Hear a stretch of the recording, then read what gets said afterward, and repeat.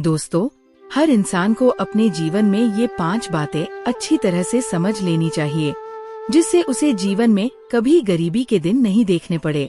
तो आखिर वो 5 बातें कौन सी हैं? आइए समझते हैं इस कहानी के माध्यम से। दोस्तों, भगवान शिव और माता पार्वती कैलाश पर्वत पर बैठे थे। तब भगवान शिव माता पार्वती से कहते हैं, हे देवी, इंसान ये 5 बातें समझ जाए तो कभी गरीब नहीं रहता है। फिर माता पार्वती कहती हैं, हे प्रभु, वो कौन सी 5 बातें हैं? भगवान शिव कहते हैं, हे देवी, जो भी इंसान इन 5 बातों को अपने दिल में बसा लेता है तो उस इंसान को जीवन में कभी भी गरीबी का सामना नहीं करना पड़ेगा और उसे कभी भी धन की कमी महसूस नहीं होगी। ये 5 बातें इंसान के लिए बहुत उपयोगी साबित होंगी। अगर इंसान इन 5 बातों को अच्छे से याद रखेंगे तो उनकी जिंदगी से दरिद्रता दूर हो जाएगी। भगवान शिव कहते हैं, हे देवी, एक गांव में एक निर्धन व्यक्ति रहता था जिसके 6 बेटे थे।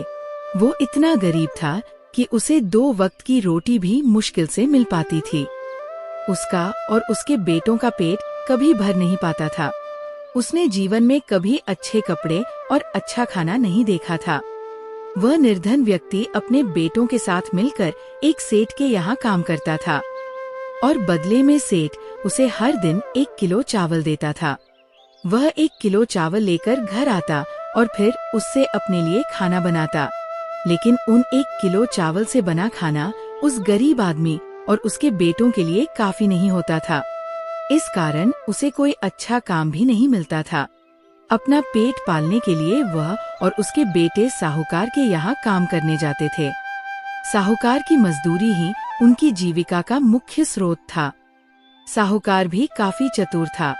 उसे पता था कि ये अनपढ़ लोगों को कोई और काम नहीं देगा और नहीं इनके घर की हालत ऐसी है कि ये 1 सप्ताह बिना काम के गुजार सके। इसीलिए वह काम के बदले में मात्र 1 किलो चावल देकर उन्हें टाल देता था।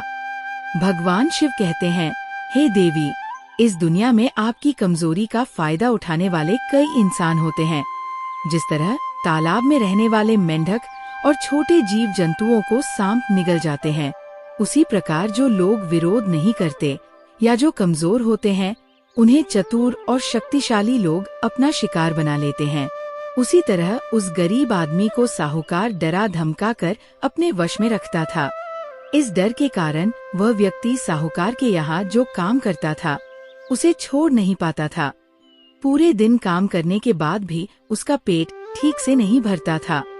एक दिन शाम के समय वो गरीब आदमी अपने चूल्हे में आग जला रहा था और खाना बनाने की तैयारी कर रहा था। तभी उसने देखा कि पड़ोस में रहने वाली एक बुजुर्ग महिला उसके पास आई और उससे कहने लगी, अरे बेटा, तुम रोज साहूकार के यहाँ का काम करते हो और फिर भी तुम्हारी स्थिति ऐसी क्यों है? वह बुजुर्ग महिला कहती है, जब घर में बहू आ जाएगी तो बहुत सारी सुविधाएं हो जाएंगी।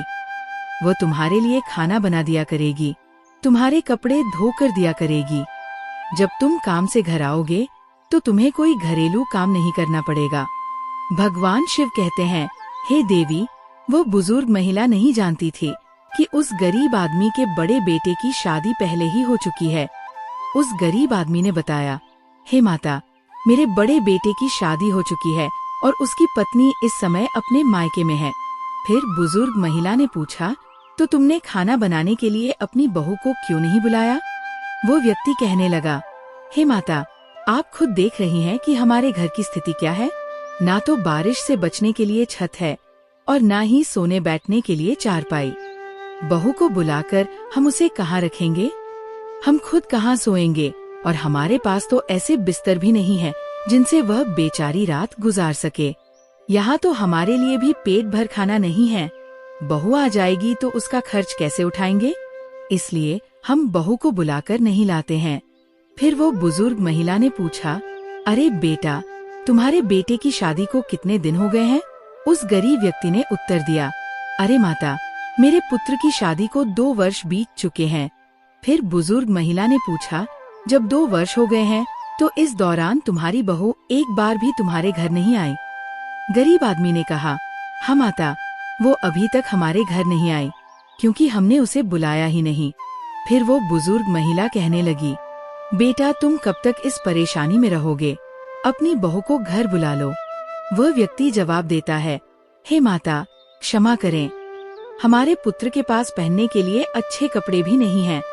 तब बूढ़ी माँ ने कहा, अगर ऐसा है तो चिंता मत करो, मेरे घर से मेरे बेटे के कपड़े ले जाओ और अपने बेटे को पहनाकर उसे बहू को बुलाने भेज दो। प्यारे भगवान शिव माता पार्वती से कहते हैं कि वो बूढ़ी माँ उस गरीब आदमी को अपने घर ले गई और अपने बेटे के कपड़े निकाल कर लाई और कहा, ये कपड़े तुम ले जाओ और अपने बेटे को पहना दो।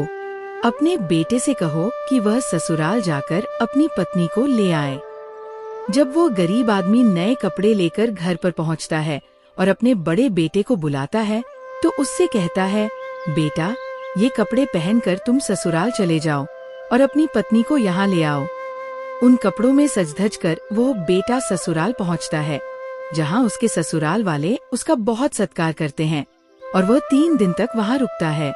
फिर वह अपनी पत्नी को लेकर घर की ओर चल पड़ता है। जैसे ही वह अपने गांव के पास पहुँचता है, उसे ख्याल आता है कि उसके घर में तो टूटी चारपाई है और ठीक से व्यवस्था भी नहीं है जिस पर वह अपनी पत्नी को बिठा सके। अगर इस समय उसकी पत्नी घर जाएगी तो उसे शर्मिंदगी महसूस होगी, इसलिए उसने सोचा कि वह अपनी पत्नी को पड़ोस की बूढ़ी माता के घर पर ही ठहरा देगा। ये सोचकर वो अपनी पत्नी को लेकर उस बूढ़ी महिला के घर जाता है और वहीं पर उसे ठहरा देता है। इसके बाद वह लड़का अपने घर लौट आता है।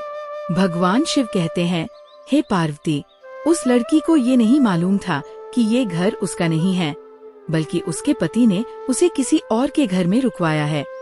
पूरी रात वह बहू उस बूढ़ी माता के घर पर रुकी रही।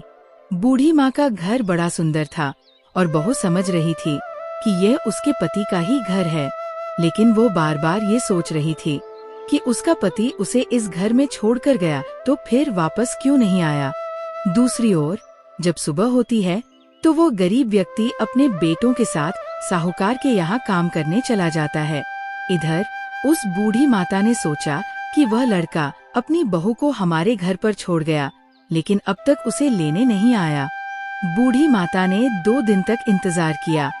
जब वो उसे लेने नहीं आया तो बूढ़ी माँ ने सोचा, चलिए मैं ही इस बहू को उसके घर पहुँचा दूं। फिर बूढ़ी माता ने बहू से कहा, अरे बहू, लगता है तुम्हारा पति तो तुम्हें लेने नहीं आएगा, चलो मैं ही तुम्हें तुम्हारे ससुराल छोड़ देती हूँ। बूढ़ी माँ की बात सुनकर बहू हैरान हो जाती है और कहती है, ससुराल कैसा? ससुराल क्या? जिस घर में मैं रह रही हूँ वह मेरा ससुराल नहीं है। तब बूढ़ी माता उसे पूरी बात समझाती है और बहू को लेकर उसके घर जाती है। भगवान शिव कहते हैं, जब वो नई बहू को लेकर अपने घर पहुँची और उसने घर की हालत देखी तो वो दंग रह गई। घर की स्थिति बहुत खराब थी। हर जगह चूल्हे बने हुए थे और हर एक में राख भरी पड़ी थी। घर के कोने कोने में राख बिखरी हुई थी। फिर उसने चारपाई की ओर देखा, वह भी टूटी हुई थी और बिस्तरों पर धूल जमी हुई थी।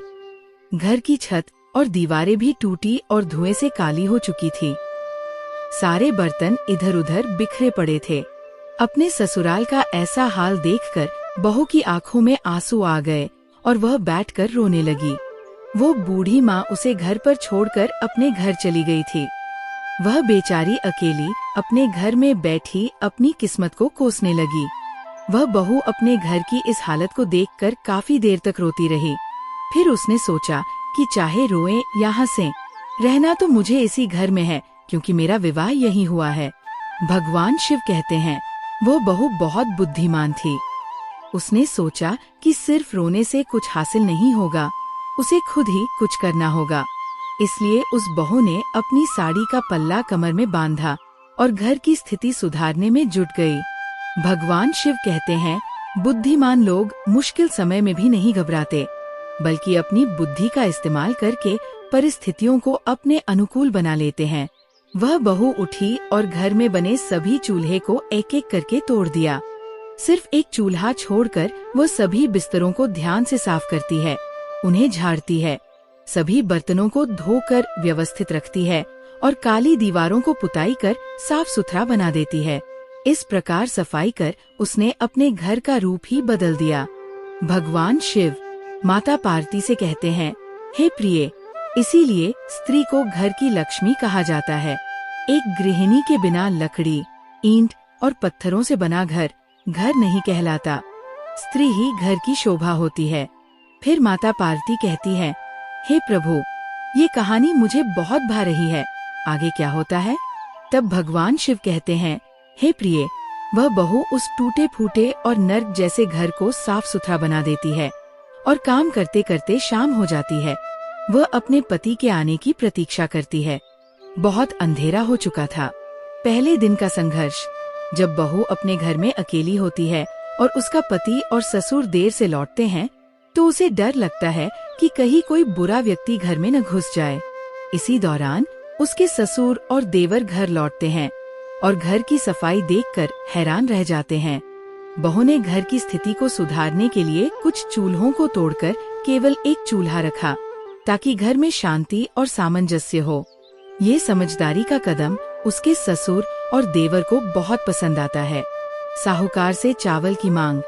पहले दिन बहू ने साहूकार से मिले 1 किलो चावल से खाना बनाया, लेकिन वह पर्याप्त नहीं था। 2 दिन तक वह उसी चावल से खाना बनाती है। फिर वह अपने ससुर से कहती है कि साहूकार से चावल की मात्रा बढ़ाने के लिए कहें, क्योंकि 1 किलो से गुजारा नहीं हो रहा। वह ससुर पहले डरता है, लेकिन बहू की समझदारी और साहस से प्रेरित होकर वह साहूकार से चावल की मात्रा 3 गुना बढ़वाता है। धीरे धीरे सुधार। चावल बढ़ाने के बाद बहू अपने घर की स्थिति को सुधारने में कामयाब हो जाती है। वो हर दिन चावल बचाकर रखती है और धीरे धीरे काफी चावल जमा कर लेती है। वह अपने ससुर से कहती है कि अगर वह इसी तरह से सिर्फ मजदूरी करते रहे तो उनका जीवन कभी बेहतर नहीं होगा। उसने उसे बताया कि तरक्की के लिए सोच में बदलाव जरूरी है, और अगर सोच को संकीर्ण रखा गया तो जीवन में सुधार संभव नहीं है। यह कहानी हमें ये सिखाती है कि संकट के समय भी साहस और समझदारी से काम लेकर हम अपने जीवन को बदल सकते हैं। साथ ही ये बताती है कि अगर इंसान अपनी सोच को सीमित नहीं रखता तो वह अपनी स्थिति को बदलने में सफल हो सकता है। व्यापार की शुरुआत। बहू ने अपने ससुर को व्यापार शुरू करने का सुझाव दिया, ताकि वे साहूकार के गुलाम न बने रहें और अपने दम पर काम कर सकें। शुरुआत में ससुर थोड़ा डरा हुआ था, लेकिन बहू की सलाह पर उसने साहूकार से काम करना छोड़ दिया और चावल बेचने के लिए खुद की दुकान खोली। धीरे धीरे उसकी दुकान बढ़ने लगी और उसका जीवन सुधरने लगा। सपने और संघर्ष। एक दिन जब ससुर खाली हाथ घर लौट रहे थे, तो उन्होंने एक मृत सांप रास्ते में पड़ा देखा। उन्हें लगा कि अगर वो खाली हाथ घर जाएंगे तो बहू नाराज हो जाएगी, इसलिए उन्होंने उस सांप को उठाया और घर ले आए। बहू ने सांप को देखा और उसे छत पर फेंक दिया। यह दर्शाता है कि बहू के पास अपनी परिस्थितियों से निपटने की समझ थी। मूल्यवान हार की खोज। कुछ दिनों बाद राजा की रानी का कीमती हार एक चील उड़ाकर ले गई और बहू के घर की छत पर पड़े मृत सांप के पास रख दिया। चील ने उसे देखा और उसे अपने साथ ले गई, जिससे हार रानी के पास वापस पहुंच गया। इस घटना से ये सिद्ध होता है कि अच्छे कर्म और समझदारी कभी न कभी लाभकारी साबित होते हैं। राजा का इनाम। जब राजा को ये पता चला कि उसकी रानी का हार गायब है, तो उसने घोषणा की कि हार को लौटाने वाले को बड़ा इनाम मिलेगा। हालांकि बाद में राजा ने ये भी चेतावनी दी कि अगर वह हार किसी के पास पाया जाता है तो उसे सजा दी जाएगी। बहू को ये मालूम था कि हार उसके पास है, लेकिन उसने अपने ससुर से ये बात नहीं बताई।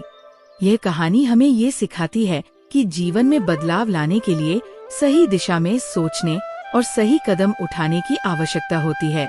साथ ही हमें समझदारी से अपने फैसले लेने चाहिए, क्योंकि अच्छे कर्म कभी व्यर्थ नहीं जाते। नकली ज्योतिषी की सलाह।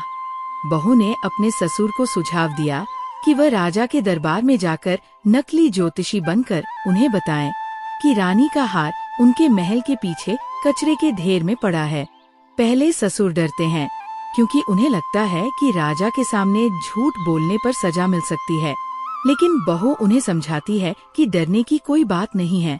राजा का इनाम। ससुर ने बहू की बात मानी और राजा के सामने जाकर कहा कि हार कूड़े में पड़ा है। राजा ने तुरंत अपने सैनिकों को भेजा और हार खोज लिया। राजा खुश होकर गरीब व्यक्ति को जो भी चाहने का इनाम देने की बात करता है। अद्भुत मांग। बहू ने अपने ससुर से कहा कि वे राजा से ये मांग करें कि इस दिवाली पर राज्य में कोई भी दीपक न जलाए, केवल उनके घर में दीपक जलना चाहिए। यह मांग सुनकर राजा को गुस्सा आता है, लेकिन अंततः वो वचन पूरा करने के लिए मजबूर हो जाता है। माता लक्ष्मी की कृपा। जब दिवाली की रात नगर में अंधकार छाया होता है, माता लक्ष्मी रिद्धि सिद्धि के साथ नगर में आती है। उन्हें हर जगह अंधेरा दिखाई देता है, लेकिन जब वो गरीब व्यक्ति के घर पहुंचती है तो वहाँ एक दीपक जल रहा होता है।